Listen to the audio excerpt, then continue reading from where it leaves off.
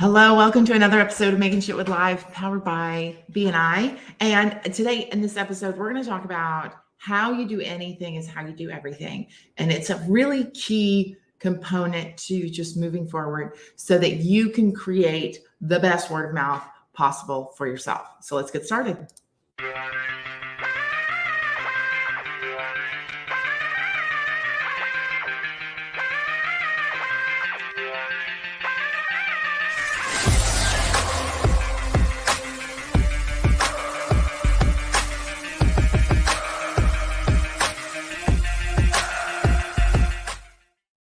And you can catch us live every Monday on Facebook, YouTube, Twitter, and LinkedIn. And you can also catch our replays on Instagram as well. So I am doing work with a company called In Home Therapy. And one of the core values of the company is how you do anything is how you do everything.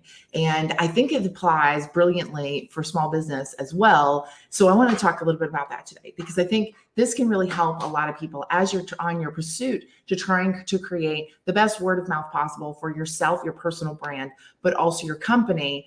This is just a key one. So let me start with story time. So when I was early in my career, I was never really on time. So if you believe in behavioral styles and things like that, I'm high I behavioral style. High I's don't tend to keep track of time and understand time as well as the other behavioral styles. So I naturally was late to everything. I just would forget, lose track of time. So, I had this really interesting lesson because someone wanted to refer me into the Army to do a leadership program for the Army.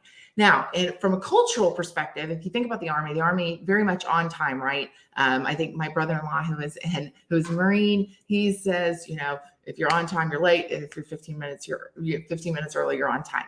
And so I'm being introduced to someone in the Army. Well, luckily I thought about the culture of that and thought, I got to make sure I am on time for this.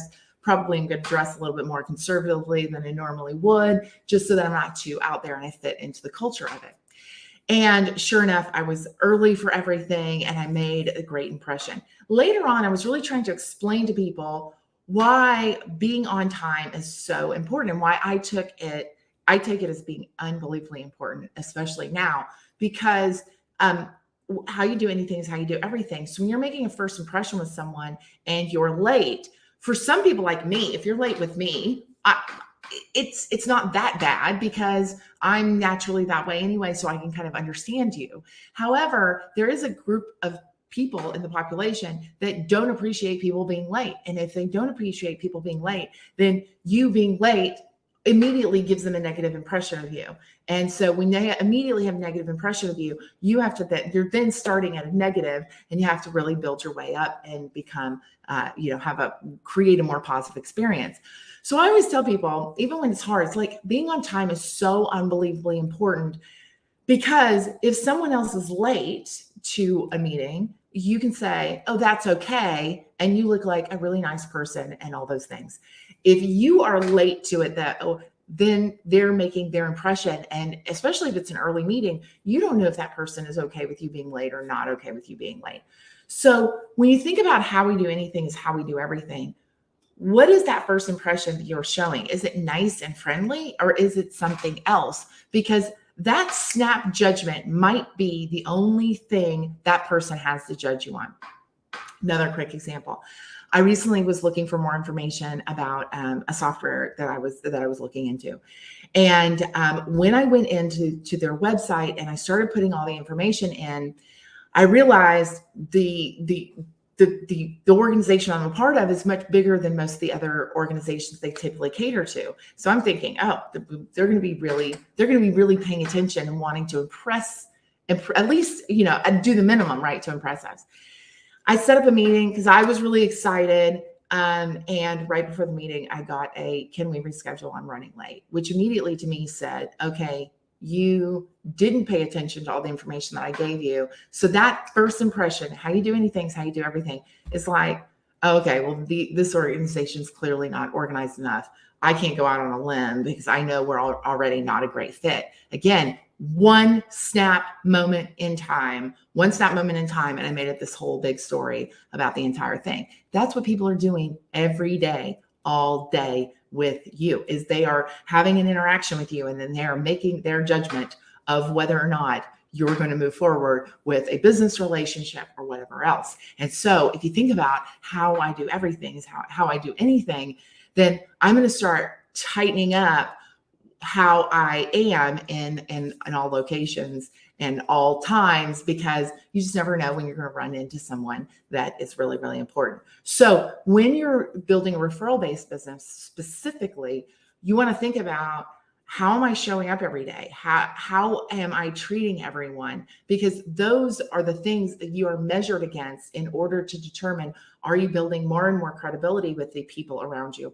Or is that credibility being broken down because, disheveled is what you looked like one time. And if I say how you do anything is how you do everything, I'm going to think you're disheveled all the time. You might be brilliant at what you do, but that moment in time is the only moment that you and I had to start off this ultimate relationship.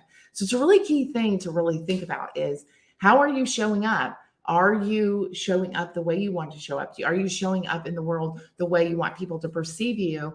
And if you're not, there's some simple things you can do to adjust that. It's first start thinking about, how I do anything is how I do everything, and what are the things that I probably need to adjust and change to look better when that is the case. And so thinking about that and saying, what are the things, or what do I want to be? What do I want to be known for? And start being that person that you want to be known for before you actually have to start doing the things that you'll ultimately be known for as well. So really understanding, who do I need to become in order to be fully the person who is going to have great word of mouth for myself, my personal brand, but also my business as well. And it'll really take you very, very far in the long run. So again, think about how, if I am judged on all those small moments in time, and I think about how I do anything is how I do everything, what are some things that you might want to think about and might want to clean up so that you can be much more referable in the future? All right, we'll see you again next week. Bye-bye.